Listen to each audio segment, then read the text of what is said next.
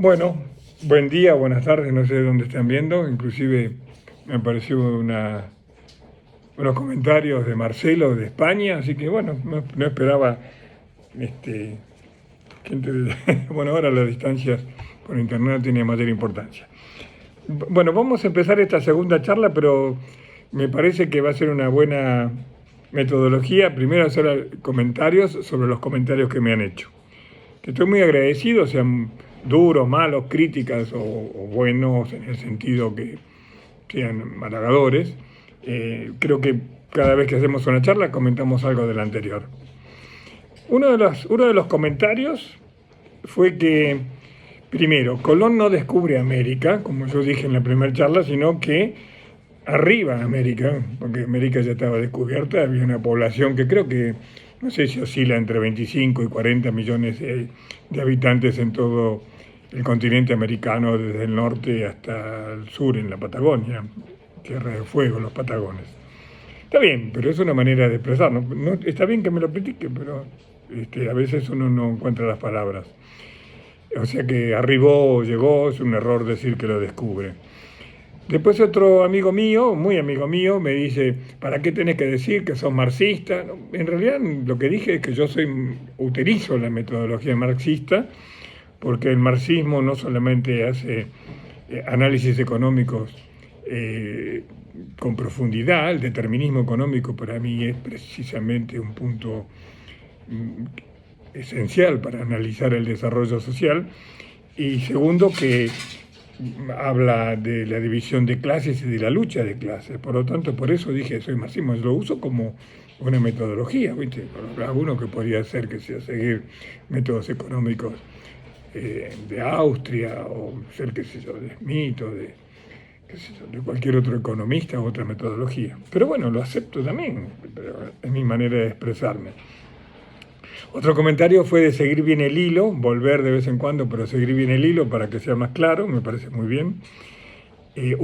Otra crítica fue de profundizar algunos puntos. A veces no se puede hacer porque si no me voy por las ramas, pero creo que está bien. Y entre esos puntos que debo profundizar según esta crítica, que me parecen acertados, el más importante es sobre las culturas africanas. Entonces hoy vamos a hablar algo de África, cómo fue no solamente avasallada, explotada, robada y saqueada, y el esclavismo, que vamos a hacer algunas anotaciones, sino que había una intención deliberada para borrar toda la historia, para justificar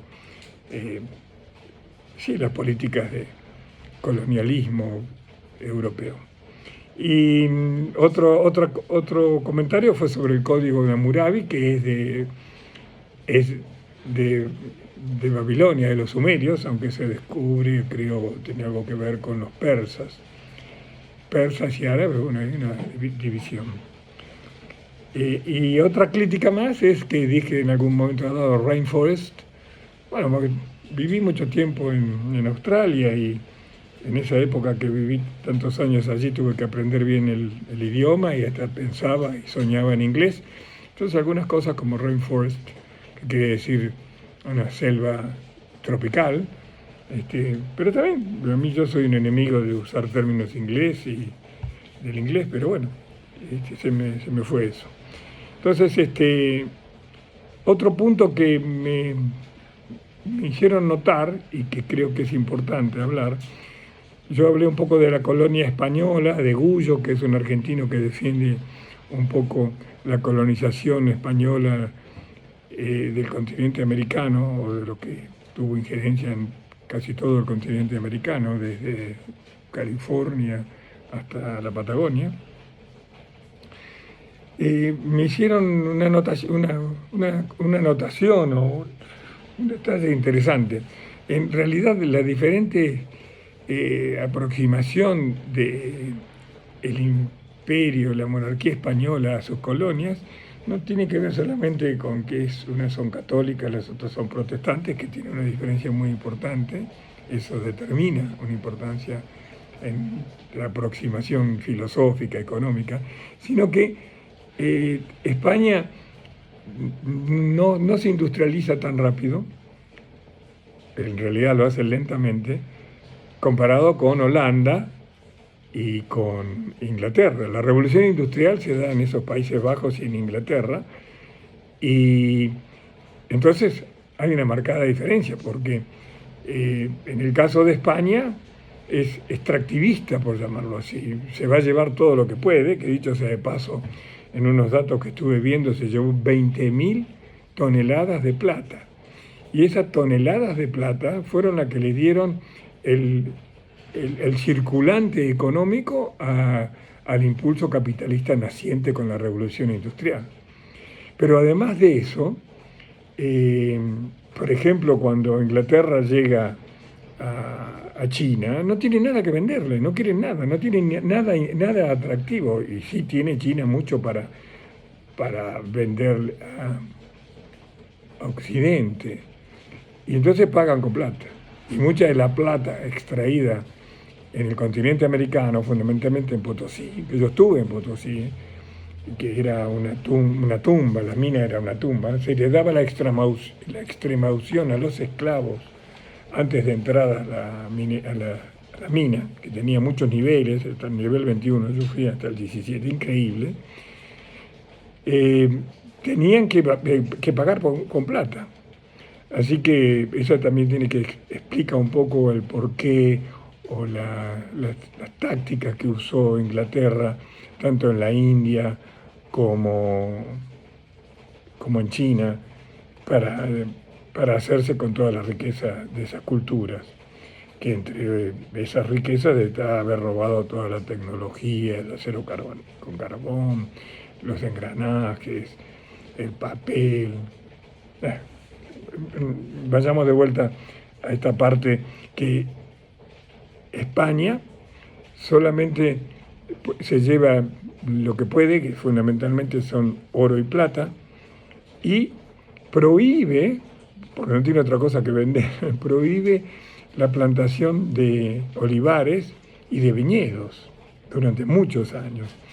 Y sería bueno escucharlo a Gullo, porque defiende mucho la colonización, dice que toda la parte más crítica, más áspera que le hacemos a las colonias, a los españoles, habría que hacerla en un tono mucho más suave, porque no tiene nada que ver con la manera que colonizaron Inglaterra, Holanda, Alemania, Bélgica. Bueno, Bélgica es el extremo de los extremos. Leopoldo II mató 10 millones de congoleños y cortó creo que 30 millones de manos, o 40, porque cualquiera que tenía la más mínima desobediencia o reticencia le cortaban una mano o un pie. Brutal. Bueno, la revolución industrial se da más o menos en el 1700. Y esto implica la producción de muchos productos vendibles. Entonces el capitalismo de ese momento necesita mercados y también necesita abastecerse de materias primas. Un punto que puse acá para comentar y agregar a la primera charla es el concepto de valor. El valor está relacionado con el trabajo que se le pone a un producto determinado, ya sea para hacerlo, para encontrarlo, para transportarlo, para mantenerlo, para criarlo. O sea, más trabajo le tenés, supuestamente más vale. Y no tiene solamente que ver con la demanda, sino tiene que ver con el trabajo. Por ejemplo, un diamante lo encontrás y vale una fortuna, pero para encontrar un diamante tenés que tener mucha suerte o haber invertido una cantidad enorme de tiempo en la búsqueda. Ese es un concepto importante, porque después, según con el trabajo o el valor agregado, dónde queda esa riqueza es importante. De allí las políticas proteccionistas de los países capitalistas, por lo menos en su primera etapa. Por eso hay en algunos economistas como Stiglitz y otros más contemporáneos, hablan que los países industrializados llegan a tener un poder económico importante y después sacan la escalera. O sea, suben, pero después sacan la escalera, porque después dejan de ser proteccionistas, porque no les interesa el proteccionismo para poder vender mejor sus productos, porque ya están ahí arriba. Y son prácticamente, no tienen competencia. se hacen tan eficientes en la producción que no tienen competencia. Y de allí podíamos explicar muchas cosas. Por ejemplo, cómo destruye Inglaterra a Paraguay, porque Paraguay podía producir acero, inclusive sus máquinas de ferrocarril, y los ingleses dijeron, pero como un país de esto va a competir con nosotros. Entonces confabulan una guerra, una alianza entre Brasil, Uruguay y la Argentina para destruir Paraguay. Pero bueno, sigamos con el tema, el concepto de valor. Con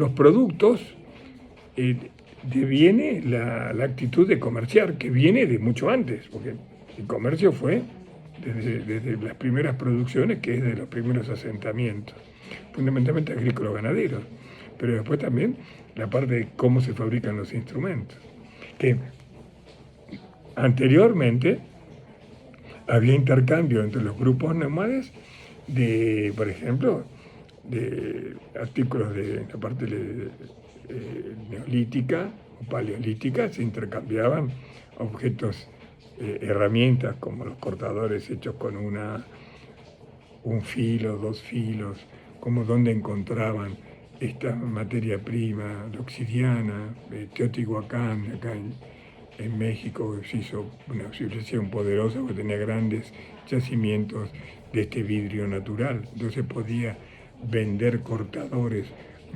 a una cantidad muy grande de poblaciones diferentes, entonces se hizo muy rico. Teotihuacán está acá en la Ciudad de México, cuando vengan algunos, hay que hacer esa visita porque es impactante. Las pirámides de Teotihuacán, la ciudad, son fantásticas.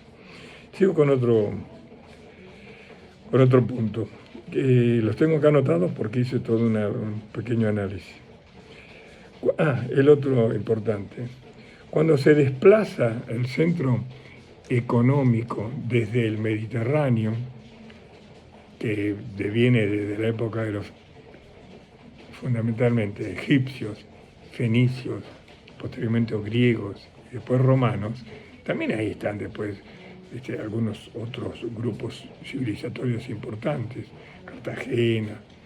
Pero cuando toda esa economía que se daba a través de la navegación del Mediterráneo tiene su auge, es sumamente importante, algunos grupos económicos de mucho poder adquisitivo, en el año 1000 y pico, se trasladan a Venecia.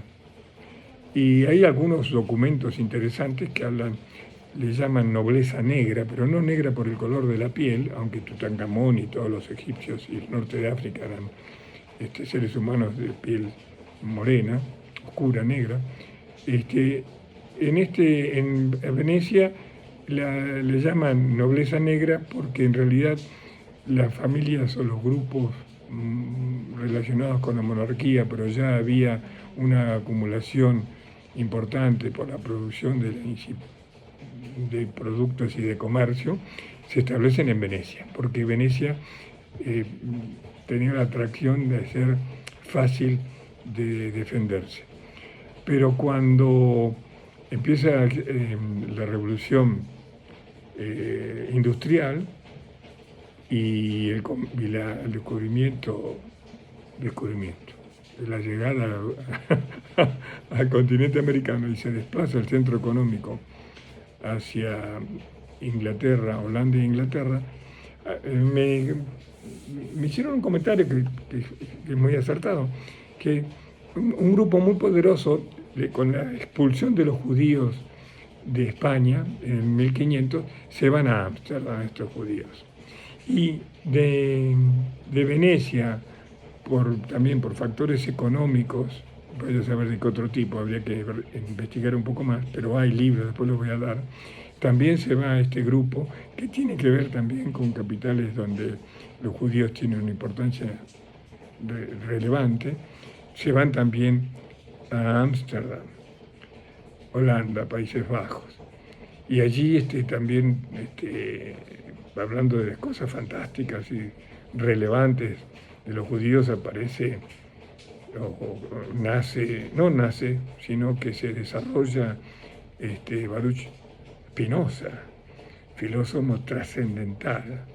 Hay que leer a Spinoza porque es realmente fantástico el razonamiento que hace.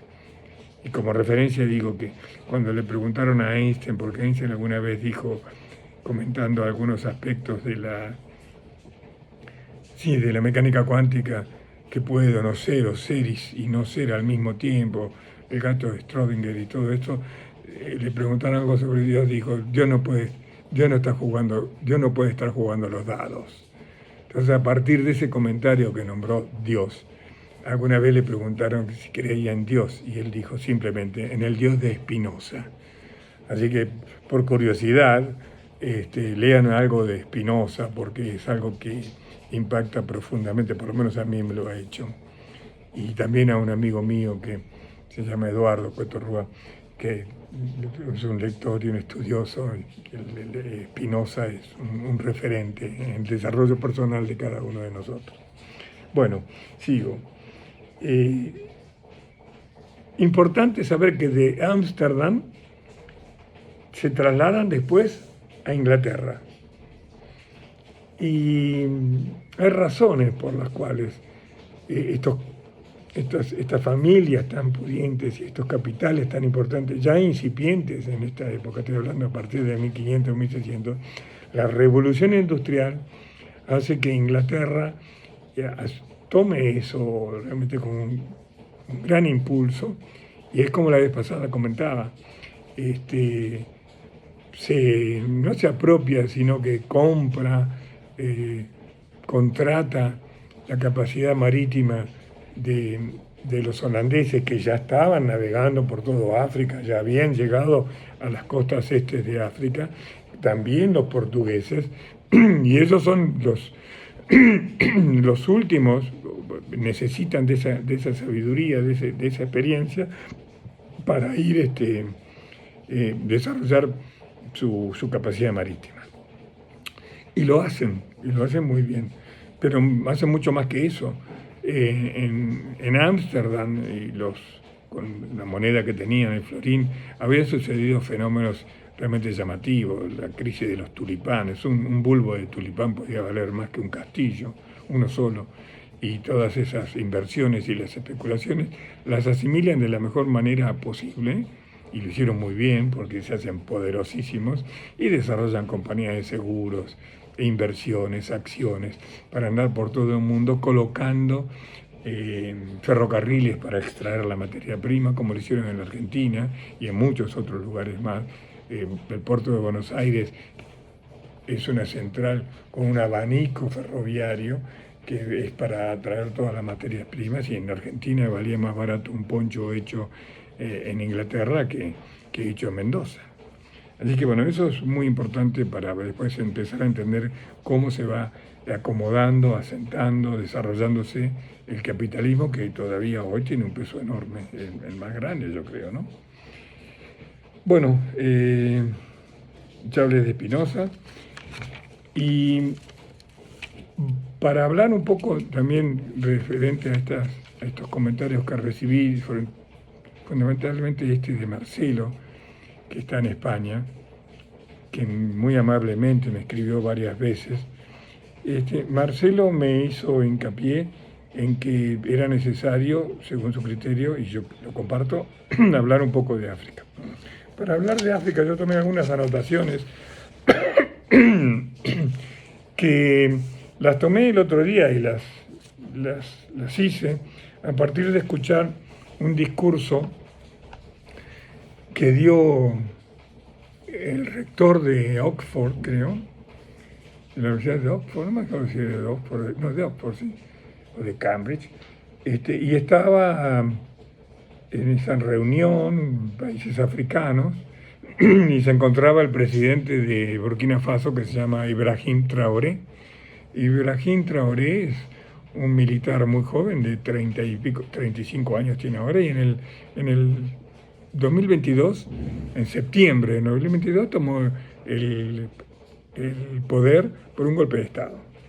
Y sacó a otro militar, que venía de otro militar, y Burkina Faso es un país muy pequeño, sin salida al mar, que está justito arriba del Golfo de Guinea, y está Benin, Togo, después viene Ghana, viene Costa de Marfil, abajo está Nigeria que llega ahí al Atlántico, arriba de Nigeria está Níger, al lado de Níger está Mali, después está Chad, y para el lado del Atlántico está, creo que está Senegal, y bueno, más arriba está Marruecos. Pero toda esta costa, desde el Atlántico hasta Etiopía, que está por debajo del Sahara, del desierto del Sahara, que se denomina, así con bastante asiduidad en los comentarios de algunos analistas, el África subsahariana. Y ahí están pueblos muy sometidos, inclusive de los saharauis, que son un pueblo sometido por Marruecos, con la connivencia de España, que le dio el visto bueno a Marruecos, y es un pueblo sumamente valiente y están viviendo en el medio del desierto, bloqueados por todos lados. Bueno, la cuestión es que en este discurso, el tipo que empieza a hablar occidental, europeo, y que África no tenía nada que aportar, nunca aportó nada, y un país, un continente entero que el día de mañana se desarrollará. Entonces, Ibrahim Traoré pide la palabra y le responde, y entre una de las cosas que dijo, que yo tomé nota, fue que este señor seguramente desconoce, por ejemplo, los tratados matemáticos de los Dogon, que ahora después voy a hablar de qué se trata, que son matemáticas elevadas, 1000 años antes que los europeos, o más, 2000. Los archivos de Tombuctú, las técnicas metalúrgicas de Sahaya, habló del hueso de Lobombo, es un hueso que tiene 40.000 años, está datado, y está datado con carbono 14, que alcanza hasta los 40.000 años ahora. Fue hallado en Suazilandia y contiene marcas con un conteo lunar, con un cálculo matemático que realmente, tal vez de todos los fósiles, porque esto también es un fósil, hasta una huella es un fósil, bueno, tal vez uno de los más antiguos. Después está el hueso de Isango de Congo, que tiene 20.000 años de antigüedad, pero fíjate, 20.000 sobre los pocos miles de años que tiene Europa, porque Europa hace 3.000 años eran 3.000-4.000 años, eran nómades, ¿viste? Este hueso contiene multiplicaciones, divisiones y números primos. O sea, 19 milenios antes que los europeos, ¿viste? Que tanto se han pavoneado y nos han hecho creer que han sido la cuna de la cultura. La Universidad de Sankore de Tombuctú, del siglo XII, del año 1200, albergó 700.000 manuscritos, de los cuales algunos ahora se están recuperando y han sido escondidos. Y voy a explicar por qué se escondían. Y tenía 25.000 estudiantes en esa época. La Constitución de Ashanti, Ashanti, tenía separación de poderes 3 siglos antes que Occidente. El Parlamento de Buganda tenía sistema representativo 10 siglos antes que Occidente. Te digo porque los cocoritos europeos han sido increíbles, ha sido una lacra. En filosofía, Karajakov hablaba de dignidad, de razón, de libertad de conciencia en el siglo XV. Y estamos hablando de 1500, cuando la Inquisición mataba a cualquiera, ¿viste? Y una cosa interesante, que acá vuelvo. El señor Cecil Rhodes, y de allí el nombre de Rhodesia para uno de los países que en su momento estaba en África, ahora creo que tiene otro país, tengo que averiguar bien, que tiene una beca con su nombre, que es un magnate de estos, y un discurso en Oxford, y es un discurso, pero además te escribió unos documentos que están, o sea, es interesante poder tener curiosidad sobre esto, y que dice, la historia africana, asevera, ¿no?, debe ser borrada y suprimida totalmente para justificar la colonización occidental. Y es lo que han hecho. Porque acá me gustaría que alguno de ustedes, si tiene ganas, y si no lo haremos en algún momento dado, si es que viene el tema y lo requieren, lo que fue la esclavitud. Porque podemos hablar de esclavitud en los persas, podemos hablar de esclavitud en muchos pueblos de esa época, cuando en Babilonia, Sacadios, en Egipto. Pero la esclavitud implementada por Occidente cuando va a cazar deliberadamente, haciendo redadas en África. Y eso yo me interioricé cuando estuve en Cuba varias veces. Son muy sensibles a eso porque es una población con muchísima gente negra. Hacían redadas enormes, por supuesto, con las armas y el poderío militar de Occidente. Estoy hablando de la época de la esclavitud en la que se llevaban los negros al continente americano. Rodeaban, venía una aldea, que a lo mejor eran 200, 100, 200, 300 agricultores, mataban todo lo que no tenía valor desde el punto de vista esclavo, o sea, niños, porque uno no lo puede criar, no lo puede transportar, viejos y viejas, todo lo demás lo mataban, quemaban todo, y lo hacían porque si no, los que sobrevivían se llevaban todo el resto encadenado con grilletes, y los que sobrevivían podían avisar al resto de las otras tribus que estén alerta porque se veían una fila, una caravana, una expedición de hombres que venían, para ellos serían disfrazados con armas, el peligro que lo que hacían, y se los llevaban encadenados con grilletes, y el que no aguantaba el ritmo, porque a lo mejor estaban a 2 días, 3 días de la costa del Atlántico, le cortaban la cabeza, la ataban para que no se caiga del grillete, el cuerpo lo dejaban que se la coman la hiena, la carroña, y seguían hasta la costa, pero la cabeza colgando allí los 2 días que hacían, el resto del viaje.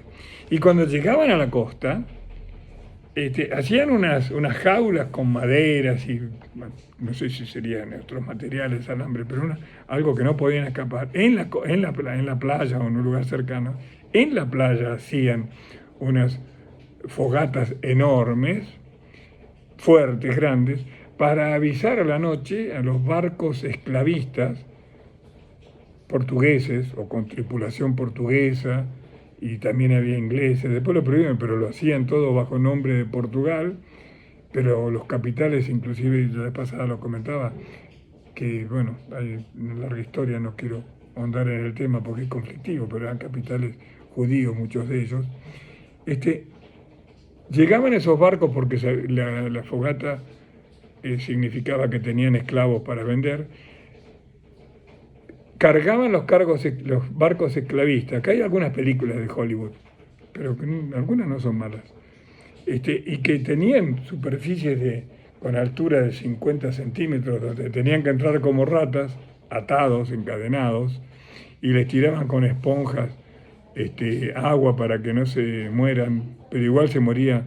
Algunos dicen que hasta el 50%, otros dicen que hasta el 30, 25%, pero no sé. Yo me voy por las cifras mayores porque siempre se ha ocultado todo eso. Cruzaban el Atlántico y los vendían en el Caribe, por eso, por ejemplo, Haití era la colonia más rica francesa, que fue la primera que se independizó, de hecho sea de paso. Lo vendían también en Brasil y lo vendían en Estados Unidos. Que dicho sea de paso, la Argentina tiene un gran auge económico cuando pueden tratar la carne con sal, el salajo, porque ese salajo se puede mantener más tiempo, no era una calidad como para ser consumida por la élite o por clases un poquito más desarrolladas, pero para los esclavos mandarle carne salada y deshidratada le permitió a la Argentina empezar a explotar el ganado salvaje de las pampas. Bueno. Sería muy bueno poder ahondar un poco en la esclavitud. La carta la escribió Cecil Rhodes, en la que decía que había que destruir todo. Y se destruye todo. A tal punto que recién ahora estamos con los métodos nuevos, con satelitales, viendo algunas fuentes que no habían sido descubiertas y destruidas. Recién ahora estamos empezando a descubrir muchos, y muchos que han sido escondidos deliberadamente porque sabían que iban a ser destruidos. ¿Cómo se destruyó mucho patrimonio cultural? Y acá voy contra lo que dice Gullo. Los españoles rompieron todo, monumentos con las piedras, hacían catedrales, y estaba prohibido los lenguajes, las lenguas nativas. No fue tan como dice Gullo, pero seguramente también tiene mucha razón. Creo que tenemos que tratar de ser lo más ecuánimes posible, pero no es fácil, porque uno tiene su corazoncito para un lado y para el otro. Bueno, yo soy europeo, mi papá era siciliano, mi familia materna eran todos españoles, tengo un abuelo que venía un poco de África también, gitano, pero no por eso dejo de criticar a Europa muy fuertemente, porque fue terrible. Pero hablemos rápidamente. Arquitectura. Las iglesias de Libela, yo me acuerdo de Libela, alguno puede buscar eso en internet, que ahora no tenés más que dar el comando a buscar y te dan películas y todo, y por ahí lo podemos compartir en otras charlas, ¿no? Y podemos hacer a lo mejor diferentes 10, 15 minutos de una cosa, de la otra, con la participación de los que ustedes quieran participar. Pero, por ejemplo, en arquitectura, la iglesia monolítica de Libela, en Etiopía, tiene un nivel de precisión que aún es muy difícil de explicar. Después dice el complejo del Gran Zimbabue, que tiene una acústica inigualable, dicen que es maravilloso. En astronomía, yo había hablado de Dogón. En astronomía registraron estrellas binarias, o sea que son dos, pero esas dos nosotros las pudimos ver después de Galileo, y bastante tiempo después de Galileo, 1650, porque no se pueden ver a simple vista. Y sin embargo hay descripciones de estas estrellas binarias mucho tiempo antes, 200 años antes. O sea, ¿cómo hicieron eso? Que fabricaban lentes también. En la metalurgia, el acero carbonado, con carbón, fue inventado en Losaya, en Tanzania. Losaya es Tanzania, también siglos antes que los europeos, aunque ya China también lo tenía. Hay unos en Benín, que está justito ahí abajo hoy dije Burkina Faso, Benín, Togo, Ghana, Costa de Marfil. En Benín descubrieron unos bronces que tienen un acabado y una calidad tan alta que decían, esto no puede ser hecho en África, no deben haber sido algún portugués que vino y lo hizo y se fue. No es así. Después hay pruebas de que se hizo allí en culturas que tenían un alto grado de conocimiento metalúrgico. O sea, acá hice un apunte. Así funciona el colonialismo. Primero niega y después se apropia.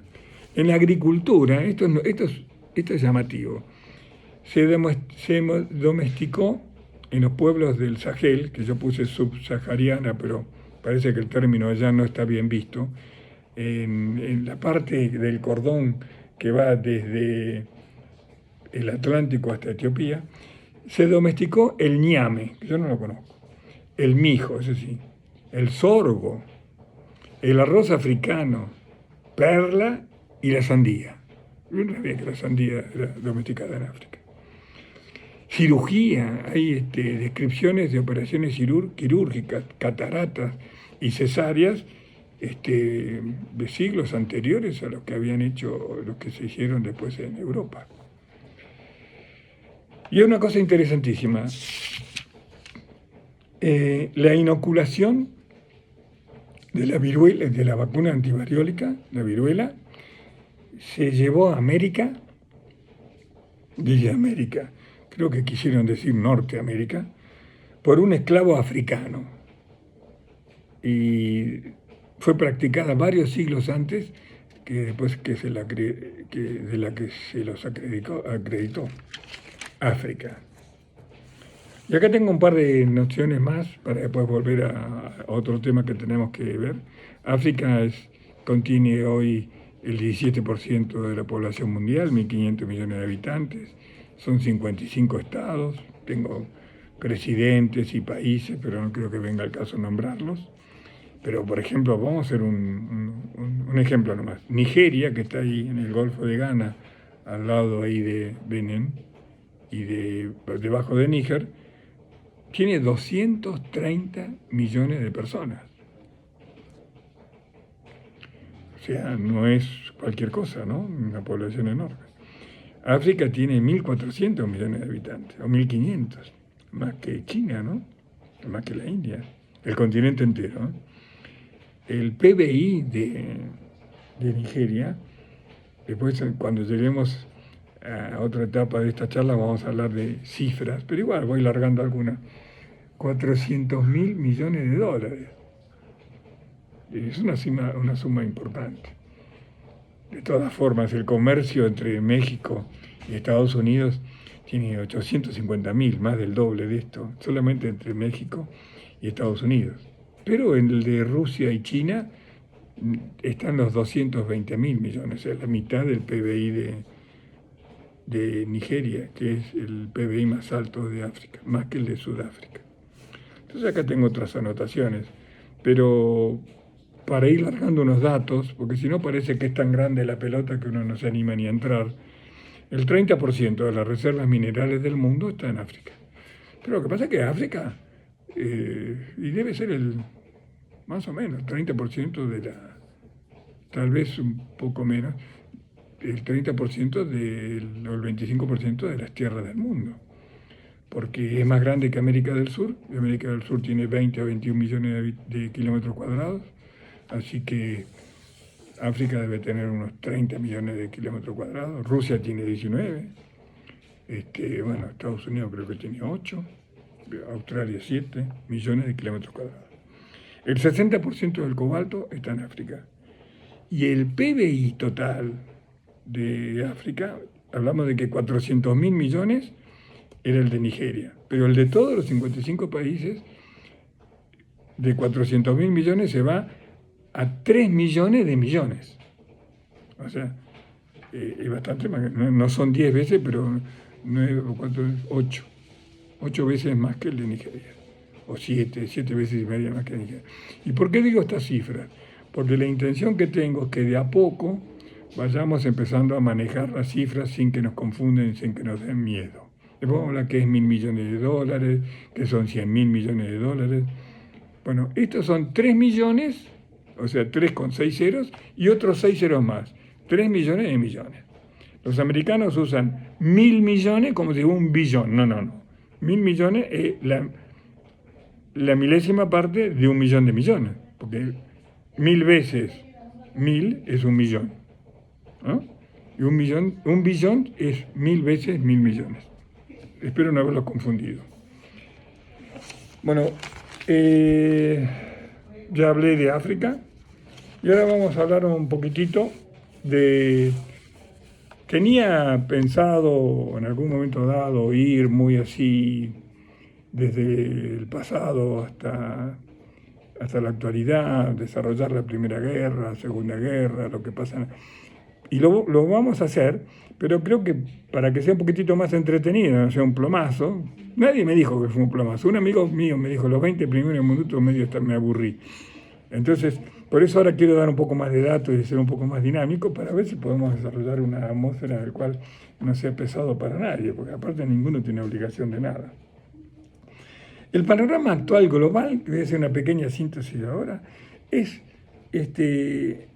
tiene una contradicción fundamental, que es la hegemonía unipolar que obtiene o que logra Estados Unidos a partir de la caída de la Unión Soviética, en el cual se encuentra como la única potencia mundial.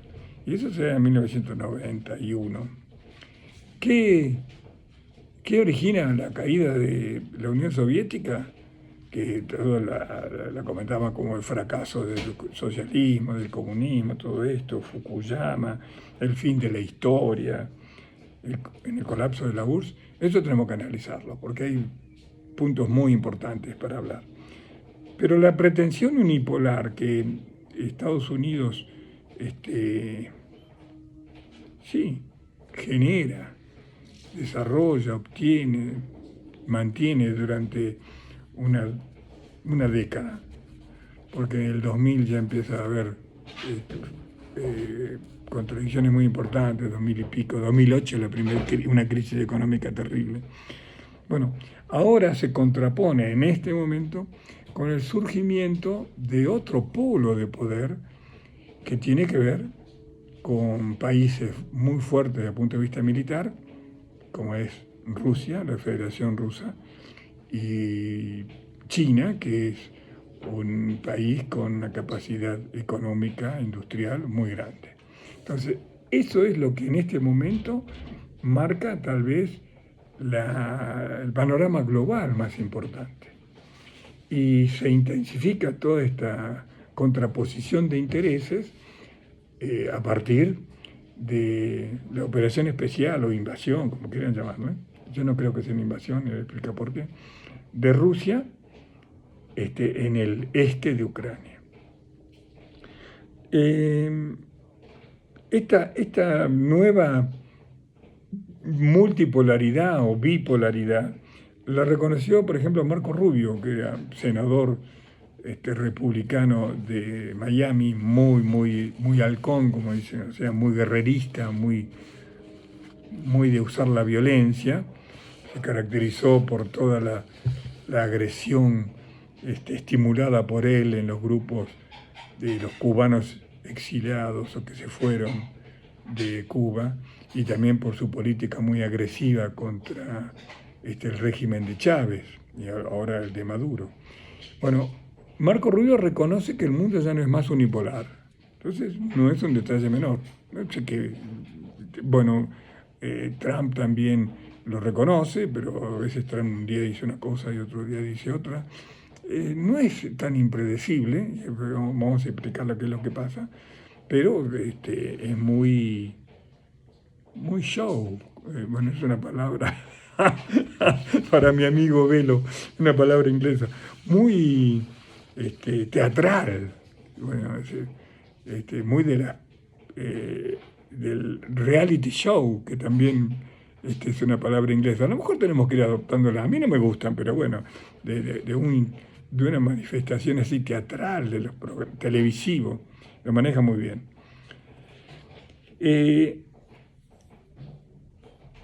Para explicar esto tenemos que hablar un poquitito de lo que pasa ahora. Europa, desde la caída de Hitler, cuando Rusia llega hasta Berlín, después de 4 años de lucha donde perdió 27, algunos dicen 30, 35 millones de soldados, pero dejémoslo en lo mínimo, 27 millones, llega hasta Berlín. La lucha contra esa ferocidad nazi hace una matanza terrible.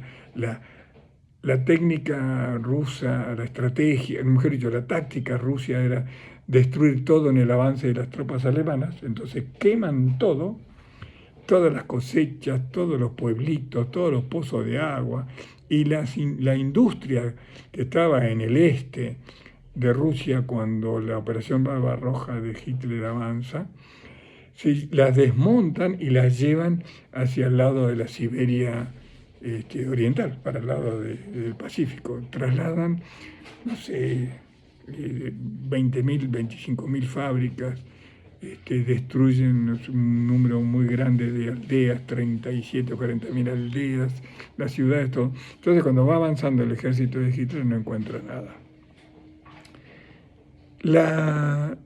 El avance de las tropas del Ejército Rojo llega en el 44 hasta Berlín, cae Hitler. Entonces, dadas las características del régimen socialista, o sea, no procapitalista de Stalin, la contraposición de intereses a la inversión de capitales privados hace que se reconozcan, ya no como aliados, sino como antagonistas, por llamarlo así. no digo enemigos, pero se declara así, bueno, mirá, mis intereses no son los tuyos, entonces hasta donde llegan las tropas de Stalin, ahí se queda la Unión Soviética, incorporando todos estos países de la Europa del Este, países bálticos, Polonia, que había sido invadido por Hitler. Hitler también terminó invadiendo Eslovaquia, la península, el país checo, por supuesto Ucrania, también invadió Rumania, invadió Moldavia, Bulgaria, bueno, y toda la parte, bueno, muy, muy importante. ¿Por qué? Porque después estos países quedan bajo la Unión Soviética, y además de soviets, también después toda la Unión Soviética tiene una incidencia muy importante en Asia, con Kazajistán, Turkmenistán, Kazajstán. Hay un montón de países allí que son importantes porque tienen poblaciones sumamente interesantes y ahora recursos también desde el punto de vista natural muy importantes, que no están más dentro de la Federación Rusa, pero sí tienen una alta, sí, no digo dependencia, pero una alta intercambio cultural, económico, rutas. Bueno, eh, el fin de cuando cae la Unión Soviética, muchos de estos países son estimulados por Occidente. ¿Y qué hablo de Occidente? Del Occidente, en el caso de Europa, crean en el 45, crean la Asociación del Atlántico Norte, que era una asociación defensiva contra todo esto que venía, que iba a ser la Unión Soviética, o que ya era la Unión Soviética. Y entonces la Unión Soviética hace el Tratado de Versalles, de Varsovia, digo, de Varsovia. Y entonces, en la capital, ¿no? De Polonia, entre la defensa del Tratado de Varsovia y la NATO, quedan ahí como en una frontera muy fría, pero caliente. Cuando cae la Unión Soviética, la independencia de estos países, muy influenciada por Occidente, tratan de estimular fracciones políticas rusofóbicas.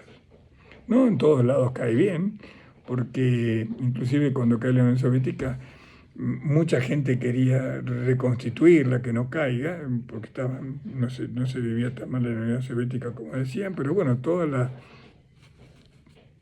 la propaganda, la narrativa occidental, que todavía sigue siendo sumamente fuerte, hace que estos países viren a estados, entre comillas, democráticos, pero una democracia manipulada, donde después se dan cuenta que no era ningún paraíso.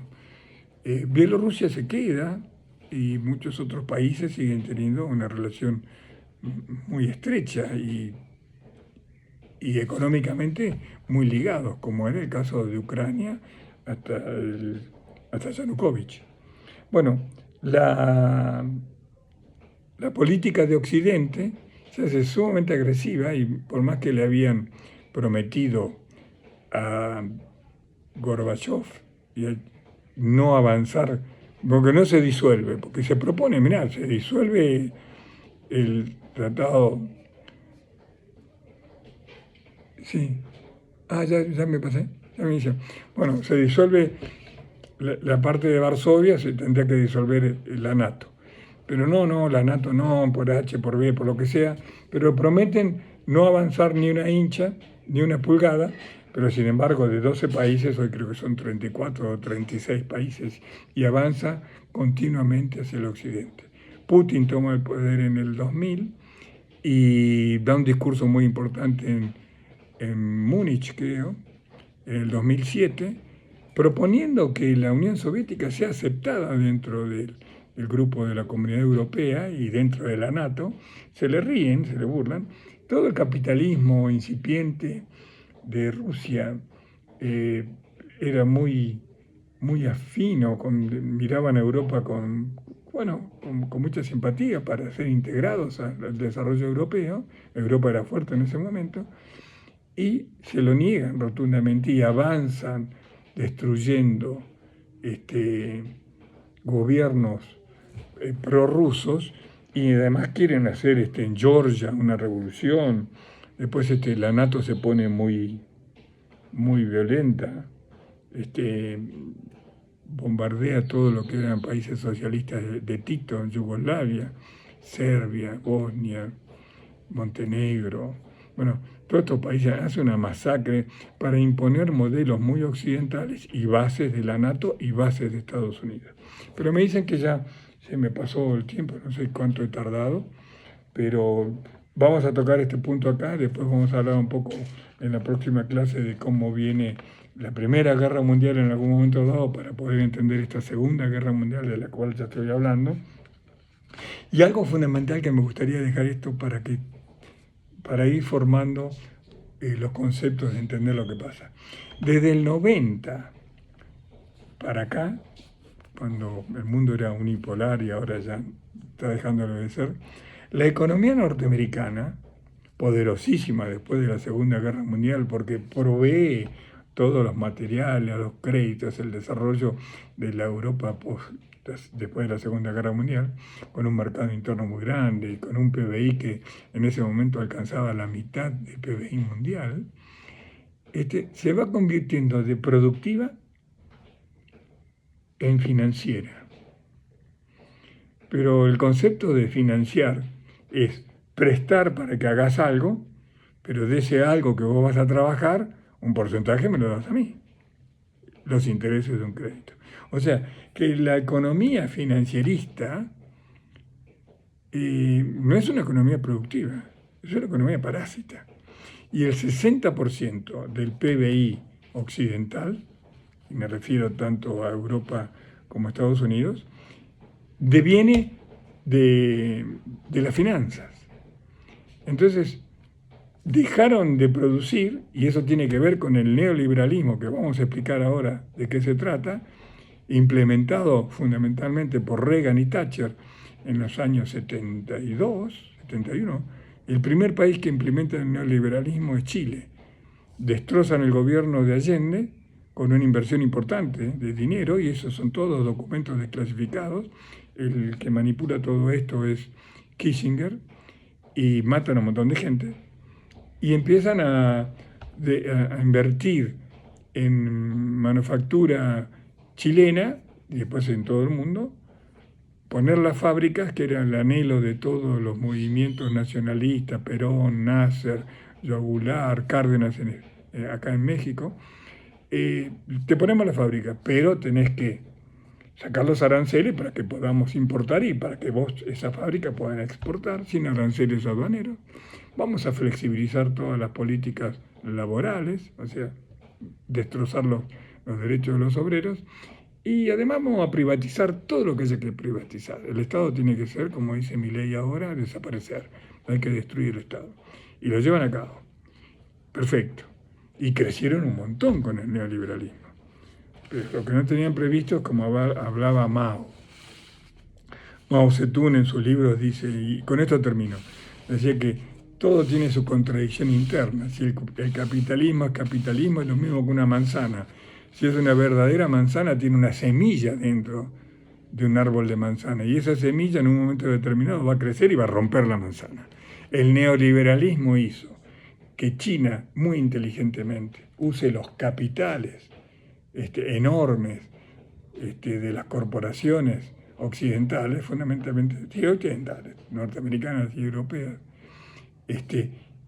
vayan a explotar la mano de obra regalada de la China. Yo estuve en esa época, en el 80, un obrero ganaba $3 por mes y aparte trabajaba 14 horas por día. Pero los chinos hicieron políticas muy interesantes porque obligaban a dejar la tecnología y a poder comprar esa fábrica. Dejo acá. Agradezco mucho que todo esto, que puede llegar a ser agradable, medio plomazo a veces, lo podamos ir entre todos. Yo hablo, pero podríamos hablar cualquiera de ustedes. Por ejemplo, alguno quiere leer algo sobre África, sobre las cosas que dije de África, o alguno sabe algo muy específico sobre la guerra del opio, que son dos guerras fabricadas, hechas por Inglaterra para dominar esa cultura, que no quería nada de Occidente, entonces la hacen adicta al opio. La incursión occidental en Japón, que fue obligada para poder entrar dentro del mercado internacional. Si alguno quiere tocar un tema, inclusive vamos a hablar un poco de América del Sur, hay un libro fantástico de Pierre Janot, creo que la vez pasada lo nombré, Historia de América Latina. Lo voy a volver a leer ahora para hablar después una introducción en una hora, hacer una historia de la Iberoamérica y de Norteamérica también, porque hay temas apasionantes, conceptuales que son brutales y que esclarecen cómo mirar la historia y cómo mirar el presente para poder entender. Estoy muy agradecido. No esperaba que iba a haber, creo que tengo 80 o 100 visualizaciones. Por ahí no esperaba que iba a haber tantas. Y bueno, ojalá que sea útil para todos nosotros. A mí me hacen ordenar un poco lo que sé y lo que no sé, estudiarlo. Y si podemos colaborar juntos, a lo mejor podemos hacer algo para desarrollar más a fondo algunos de estos temas. Y después, una vez cada tanto, vamos a ver si podemos hacer una reunión general entre los que tengan interés para compartir ideas y que todos puedan hablar y decir lo que criticar o decir o aportar lo que les parezca. Muchas gracias a todos. Gracias de verdad.